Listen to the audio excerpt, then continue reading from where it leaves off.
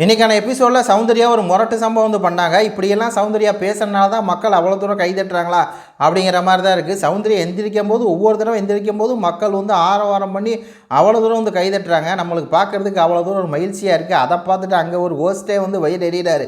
சௌந்தர்யான்னு பேரை சொன்னாலே கைதட்டுறாங்களே அப்படின்னு சொல்லி இன்றைக்கி வந்து திருட்டு கும்பல் வந்து மாட்டிக்கிட்டாங்கல்ல, அதில் வந்து சௌந்தர்யா எந்திரிச்சு சொல்கிற சௌந்தர்யா நீங்கள் தான் அடுத்து அப்படின்னு சொல்கிறாரு. அப்பயே கைதட்டல் வருது. அதுக்கப்புறம் சௌந்தர்யா எந்திரிச்சு திருட்டு கும்பலை வச்சு கிளின்னு கிழிச்சாங்க. அதுலேயும் மெயினாக அன்சிதா இருக்காங்களே, அன்சிதா வந்து கேட்ட கேள்வி வந்து வேறு லெவலில் இருந்துச்சு.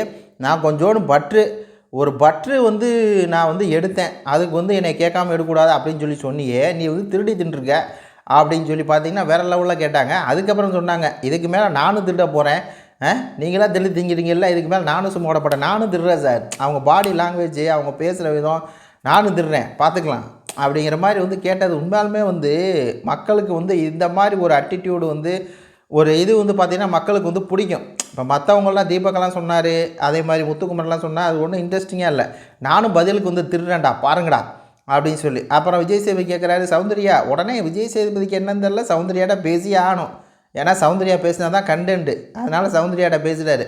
அந்த பவுல் வந்து கண்டுபிடிச்சிட்டிங்களா, பவுலில் யார் பாயசம் சாப்பிடுங்கிற கழுவாமல் வச்சது கண்டுபிடிச்சிட்டிங்களான்னு கேட்கும்போது, இல்லை சார் கண்டே பிடிக்கல சார், எவனே தெரில சார், இந்த பிக் பாஸ் வீட்டில் எவன் திருட்டு பையன் அப்படின்னு சொல்லியே தெரில சார், கொஞ்சம் கண்டுபிடிச்சி கொடுங்க சார் அப்படின்னு சொல்லி கேட்குறாங்க.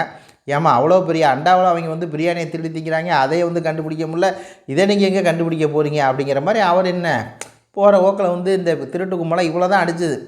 இன்னும் நல்லா வச்சு செஞ்சுருக்கலாம் திருட்டு கும்பலை, திருட்டு பிரியாணி கும்பலை. ஆனால் நல்லா தான் இருந்துச்சு, நல்லா திருண்டிங்க நல்லா திண்டிங்க அப்படின்னு சொல்லி.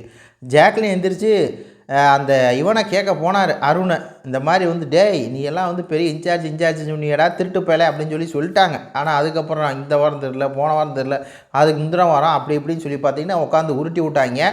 இதில் சவுண்டு சொன்னது வந்து மாசாக இருந்துச்சு. மக்களே உங்கள் கருத்துக்களை வந்து பதிவு பண்ணுங்கள். நன்றி, வணக்கம்.